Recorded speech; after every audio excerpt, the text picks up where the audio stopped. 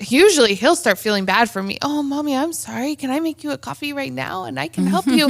And then he's able to it's okay to feel disappointment. It's okay to feel this way. Oh, friends, despite our best intentions, sometimes we let our kids down. That's not fun for anyone, but sometimes it's just life. Don't worry, if that's you, you're not alone. And today on A Home That Heals, how God can use disappointment in your family's life.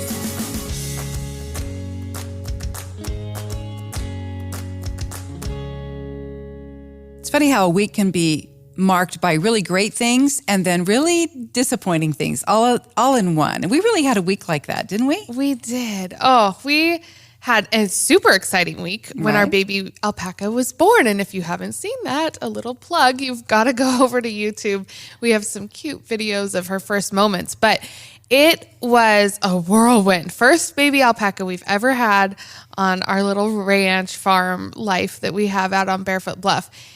And that led to some pretty disappointing things that happened in our kids' life too. Yeah, they just, they were excited about the baby, of course, but when that destroyed some of their hopes for the week, it was really not good. First thing, the baby alpaca came on a Sunday morning, all of them ready to go to church. You ran out to check, I guess, on the baby. I was already at church. Yeah, my morning church routine is to make sure all the kids are ready and then I get ready. So kids were all ready.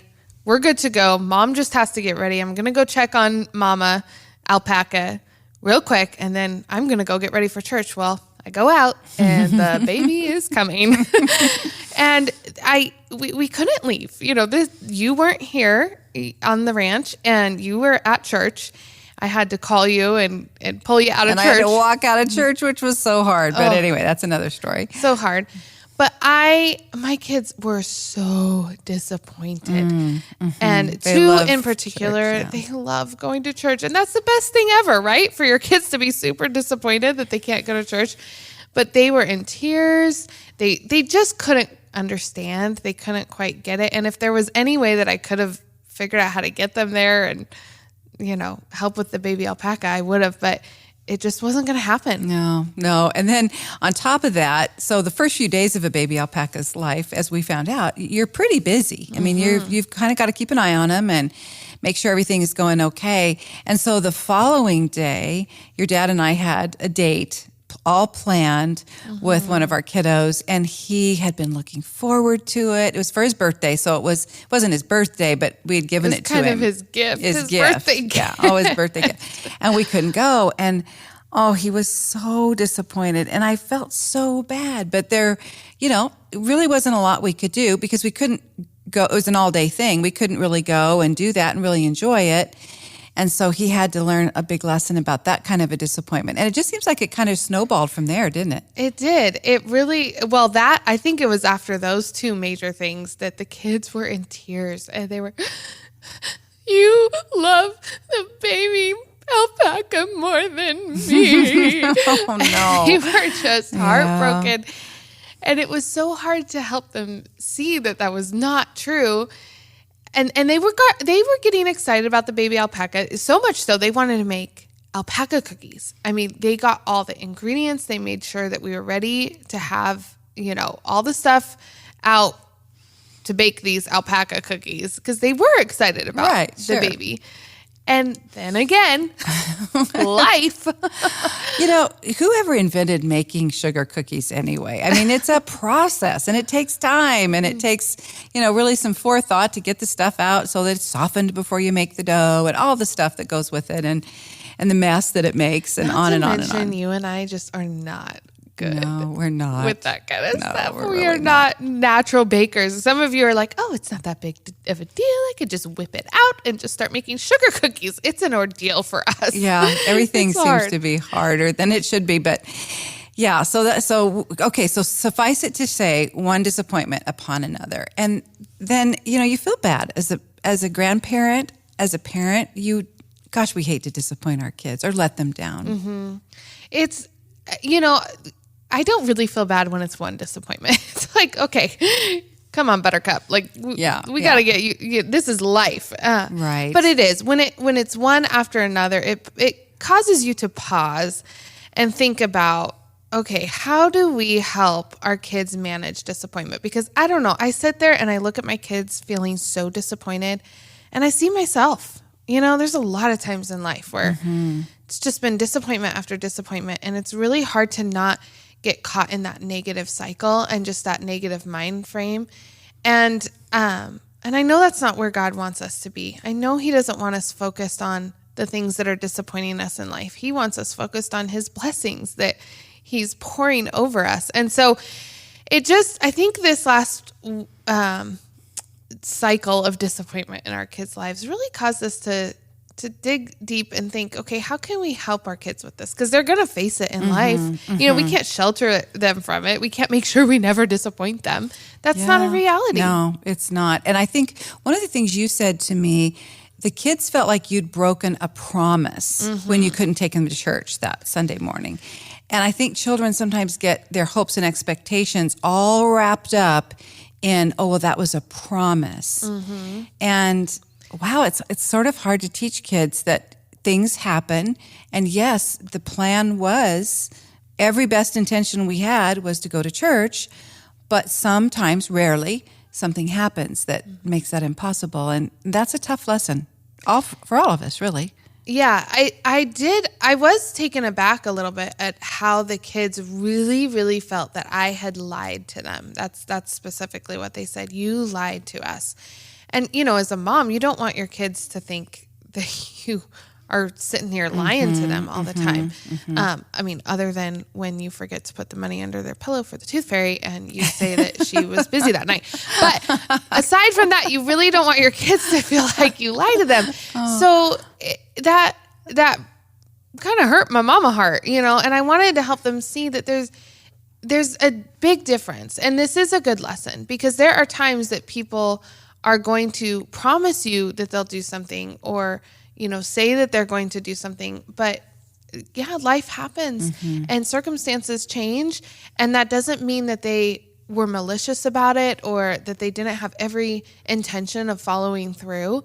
But you have to learn to take that, and you can be disappointed, but not go as far to feel like that person is a liar and they are lying to you and they're out to get you, But on the flip side of that, and your dad and I really had to talk about this, we kind of had a pattern, I think, of telling the kids we would do something and then not being able to follow through because we hadn't done what we needed to do to make sure that we could follow through, Yeah. So there was a little bit of a pattern there. And I don't think we've done it over months and years, but there were a few weeks where it just seemed like every time we try to do something that we had told the kids, let me just tell you this. So we gave the kids these coupons at Christmas time.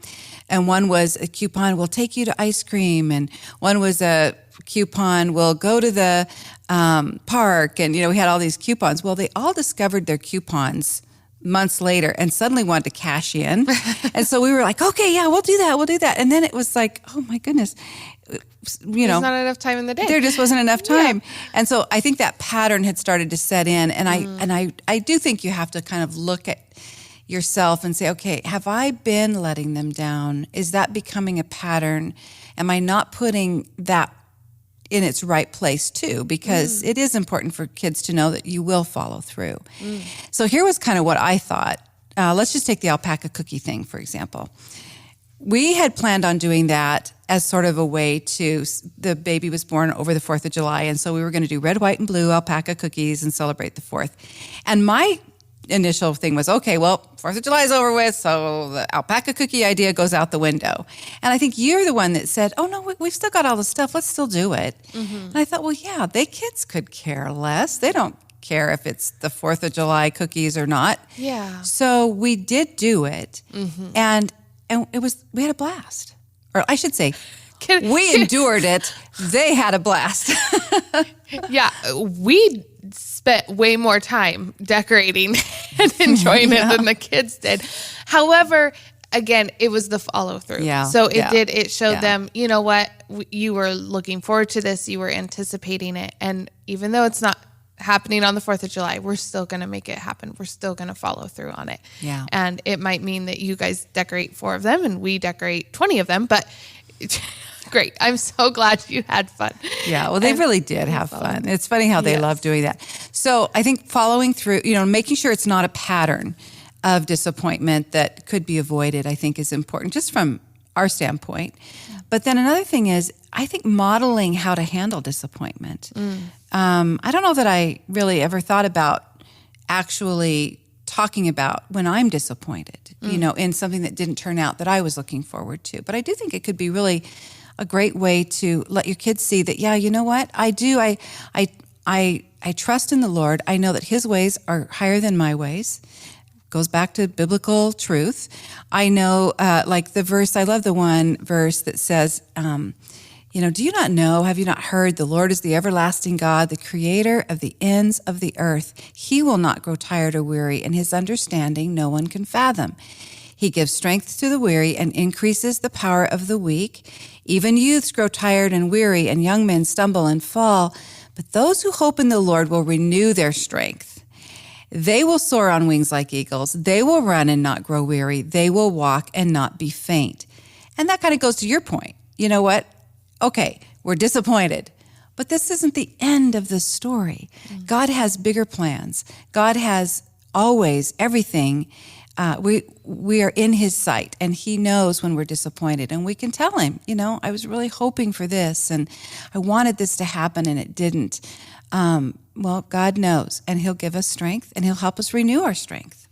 And sometimes it's easier to move on from that disappointment once you have called it out. I have one kiddo that for sure, if he's disappointed and I just try to get him to switch gears and think about happy things and, get focused on the good in his life, he cannot get unstuck.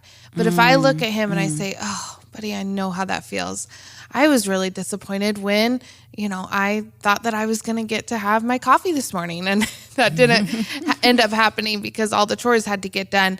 So I get that feeling. It's not fun. He will usually just melt into my arms, give me a hug, and usually he'll start feeling bad for me. Oh, mommy, I'm sorry. Can I make you a coffee right now? And I can help you. And then he's able to just, okay, it's okay to feel disappointment. It's okay to feel this way. But I don't have to, again, isn't that what we want to teach our kids? I don't have to live here. Like, I don't have to live in my sorrow. I don't have to live in my disappointment. I don't have to live in my anger. I can recognize it, understand that I'm feeling that way. But then what I am called to do as a follower of Jesus is to get my eyes refocused on him. And if that's getting in the word, if that's praying, if that's just calling out to your Father and telling him you're disappointed and I need help to get focused. Help me see your goodness. Help me see the good gifts that are just surrounding me right now. Then that's what we got to do, because we don't need to live there. We don't need to wallow in our disappointment. And so modeling that for our kids is really important. It is. And I think that goes back to something we've talked about before, praying for joy. Disappointments lead to unhappiness. We're unhappy that something didn't happen, but that doesn't mean it has to steal our joy. And so asking God, just like you said, to get us refocused, help us move on, help us to see the higher good and to find joy in every situation, then I don't know, seems like things go better. It's a better way to have a home that heals. It is. And realizing that disappointment is a good thing.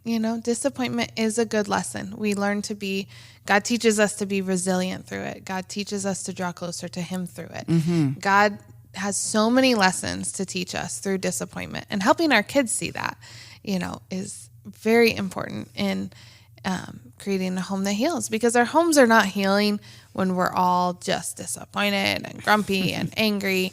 And our kids aren't able to really feel whole and safe if we're continually disappointing them and not following through on our word either. Exactly. So good balance. And I'm happy to report that the kids have forgiven the baby alpaca. And so if you'd like to see this baby alpaca, because she is darling. By the way, her name, fitting with her birth, is Liberty Bell. And I think we're calling her Libby. Is that what we settled on? I call her Libby sometimes I also call her, because we called her Baby for so long. I call her Baby Bell, which I realize is a cheese. I know. I thought of that the other day. I kind of need to quit calling her that. But no, we love her name. We love this little alpaca. And on YouTube, we have the cutest videos of her and her first moments and her birth. So I hope you'll hop on over there and look at them. Share them with your friends. If they just need to look at something cute and smile and laugh, I hope that you'll send that their way, because I bet it would cheer them up and help them to have a much better day looking at our little Liberty Bell. Yeah, they're pretty irresistible. Well, we want to thank KTSY. Love that they sponsor this podcast and allow us to just share what God is doing in our home. And we love the fact that you share with us how God is at work in your home. So please keep that up. Be sure to follow us on Facebook and Instagram. And let's create homes that heal. A Home That Heals is produced in partnership with 89.5 KTSY. To find out more about them, go to ktsy.org.